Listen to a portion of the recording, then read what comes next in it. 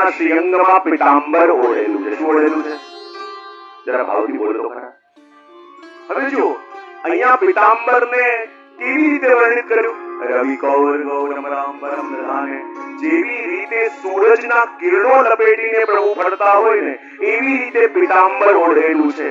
અને પીતાંબર શું છે? તો આચાર્ય ચરણ સુબોધનીજીમાં કહે છે કે જેટલા વેદો છે એ વેદો ભગવાન પાસે આવ્યા અને આવીને વિનંતી કરી કે પ્રભુ અમારી એવી ઈચ્છા છે કે અમને સદા આપની પાસે રાખો. અને ભગવાને એ વેદોને જ પીતાંબર રૂપે પોતાના શ્રીઅંગમાં ઓઢી લીધા. બહાર રહેલું પીતાંબર વેદરૂપ અને અંદર રહેલા ભગવાન વેદોના અર્થરૂપ. તો અહીંયા મહાપ્રભુજી પ્રશ્ન કરે છે કે ભગવાન તો જેને જુએ યા જે ભગવાનને જુએ એને મોક્ષ આપવા વાળા ભગવાન છે. અને એવા મોક્ષ આપવા વાળા ભગવાનને જે પીતાંબર ઢાંકીને રાખે એ દોષરૂપ ન થાય. ધ્યાનથી સમજો આચાર્ય શું કહે છે કે આ પીતાંબર પ્રભુએ ઓઢ્યું છે પણ કેવું લાગે છે? રવિકર ગૌરવરાંબરમ દધાને, એટલે કે સૂરજની કિરણો અને સૂરજનો પ્રકાશ હોય એવું પીતાંબર લાગે છે. હવે જો અંધારું હોય, કંઈ દેખાતું ન હોય અને સૂરજનો પ્રકાશ આવે તો બધી વસ્તુ પ્રકાશિત થાય કે ન થાય? હા કે ના? તો તેની હા પાડી, પ્રકાશિત થાય એની કે ન થાય એની. બહુ જયારે સૂરજનો પ્રકાશ આવે તો વસ્તુને ઢાકે છે ખરા, પણ જયારે વસ્તુ ઉપર પ્રકાશ પડે તો વસ્તુઓને સંતાડે છે કે ઓર પ્રકાશિત કરે છે? એમાં ભગવાનનું જે પીતાંબર છે ને એ પણ રવિ કરે ગૌરવરામ, યાની સૂરજના કિરણોની જેમ ભગવાન છે એના કરતા પણ સુંદર રીતે પ્રકાશિત કરે છે. એ વાત અહીંયા કરી અને કહે પ્રભુ કેટલું મોટું કપટ આપે કર્યું. બોલે શું? જયારે અર્જુને આપને કહ્યું કે બંને સેનાઓના મધ્યમાં રથ આપ લઈ જાઓ અને આપ એ રથ બંને સેનાઓના મધ્યમાં લઈ ગયા, કોઈએ ન જોયું પણ પ્રભુ મેં આપની જોડી પકડી.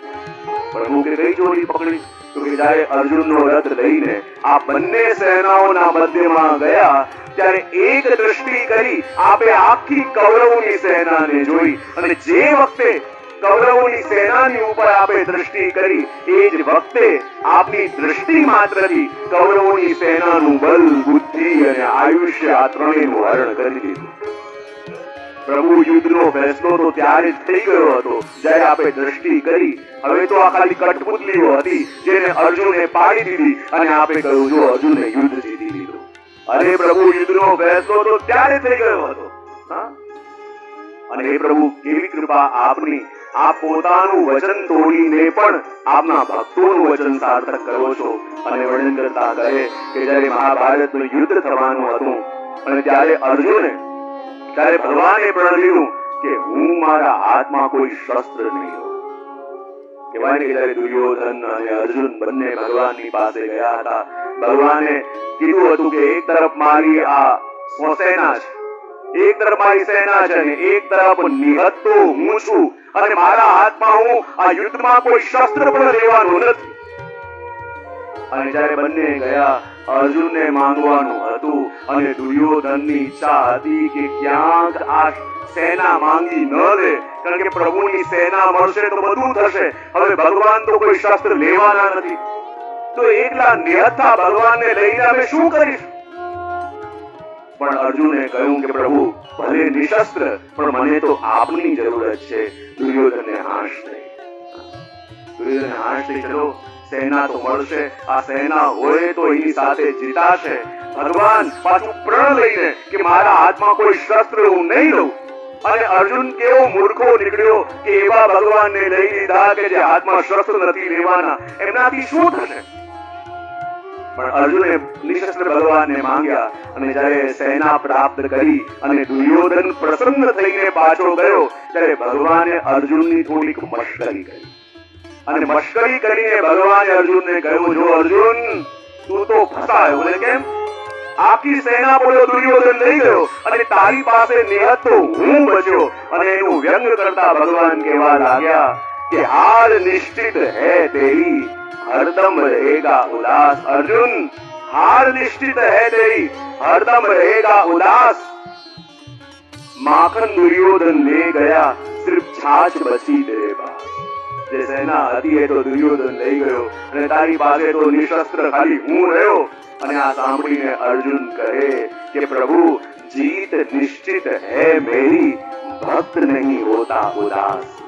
जीत निश्चित है मेरी, दास नहीं होता उदास. माखन की चिंता क्यों करूं जब माखन चोर हो मेरे पास. આ માખણની ચિંતા હું કેમ કરું જ્યારે માખણ ચોર મારી પાસે છે. માખણ ચોર મારી પાસે હોય પછી મારે માખણની શું ચિંતા. અને ભગવાને તો નિયમ લીધો હતો કે હું મારા હાથમાં કઈ શસ્ત્ર નહીં લઉં.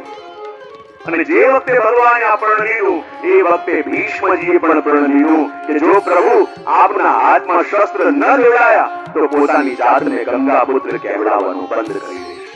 અને યુદ્ધનો એવો નિયમ છે કે સારથીની ઉપર વાર ન થાય પણ જાણી જોઈને ઉશ્કેરવા માંગે છે. અને ભીષ્મજી જાણી જાણીને ભગવાનની ઉપર તીર મારે છે પણ ભગવાને કોઈ પ્રતિકાર ન કર્યો. અને ત્યારે ભીષ્મજીને લાગ્યું કે નિશાન લગાવ્યો તો ખરા પણ થોડો ખોટી જગ્યાએ લગાવ્યો. હમણાં સુધી ભગવાનની ઉપર નિશાન લગાવતા હતા, હવે પોતાનું લક્ષ્ય બદલ્યું અને ભગવાનની જગ્યાએ ભક્ત અર્જુનની ઉપર નિશાન લગાવ્યો. અને જ્યાં અર્જુનનું કવચ ભેદાયું, અર્જુનને તીર વાગ્યા અને ભગવાનથી સહન ન થયું. અને જેવી રીતે એક પર્વત ગજરાજની ઉપર એક કેસરી ગર્જના કરતો કરતો તરાપ મારે એવી રીતે ભગવાન ઉભા થયા, કૂદકો મારીને નીચે આવ્યા અને રથનું પૈડું લઈને જ્યાં ભીષ્મજીને મારવા માટે જાય આખી પૃથ્વી ડોલવા લાગી.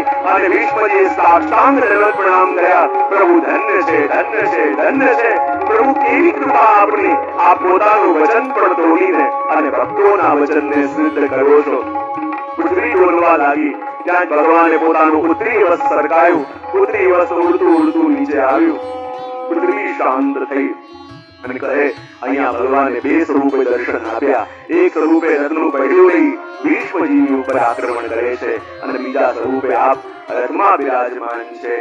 અને જુઓ પૃથ્વી કેમ બોલવા લાગી તો આચાર્યચરણ કહે છે કે જ્યારે ભગવાને પ્રણ લીધું હતું કે શસ્ત્ર હાથમાં નહીં લઉં અને ભગવાને એ પ્રણ તોડ્યું તો પૃથ્વીને બીક લાગી. ભગવાને મને વચન આપ્યું છે મારા ઉપરથી અસુરોનો સંહાર કરશે, તો ભગવાને આ વચન તોડ્યું તો મને આપેલું વચન ન તોડી દે. ભયભીત થઈ પૃથ્વી ડોલવા લાગી. ભગવાને પોતાનું ઉત્તરીય વસ્ત્ર સરકાવી પૃથ્વીને સાંત્વના આપી, ચિંતા ન કર, તારો મનોરથ જરૂર પૂરો થશે. પૃથ્વી શાંત થઈ. અને ઘણી વાર હું વિરોધમાં આ પ્રસંગે કહેતો હોઉં છું ને કે ભગવાન પોતાનું વચન તોડીને પણ પોતે હારીને પણ એમના ભક્તોને જીતાડે છે. અને પોતે હારીને પણ ભક્તોને જીતાડે એટલે ઘણી વાર હું વિરોધમાં કહું જ્યારે જ્યારે પણ આપણે ક્યાંકથી જીતીને આવીએ તો પ્રભુને શું પહેરાવીએ છે? પ્રભુને શું પહેરાવીએ છે? હાર આપની અને જીત. જ્યારે જ્યારે ક્યાંકથી જીતીને આવીએ તો પ્રભુને ધરાવીએ છે હાર. કેમ? ભગવાન કહે છે કે જો આ જીત તને મળવાની નથી, આ જીત તારા ભાગ્યમાં નથી, પણ જે તારા ભાગ્યમાં હતી એ હાર જ્યારે મેં પોતે સ્વીકારી તો ત્યારે તારા ભાગ્યમાં નથી એ જીત તને મળી છે. આપણા ભાગ્યની હાર જ્યારે ભગવાન સ્વીકારે છે ત્યારે એ જીત આપણને મળે છે. વાત પણ કરી અને ઉત્તરાયણની અંદર ભીષ્મજીએ પોતાના દેહનો ત્યાગ કર્યો. બધા દુઃખી થયા પણ મનમાં એક સંતોષ હતો કે ઉત્તમ ગતિ થઈ છે. સ્વયં ભગવાન દર્શન આપવા માટે પધાર્યા છે. યુધિષ્ઠિરનું રાજ્ય છે અને યુધિષ્ઠિરના રાજ્યની એક વિશેષતા હતી કે જે વ્યક્તિ જે કાર્યમાં નિપુણ હતો એને એ જ કાર્યની જવાબદારી સોંપવામાં આવી હતી. અને ધર્મનું રાજ્ય હતું. જેટલી આવશ્યકતા હોતી એટલી વર્ષા થઈ જતી, જેટલી આવશ્યકતા હો એટલું અન્ન પૃથ્વી આપી દેતી હતી.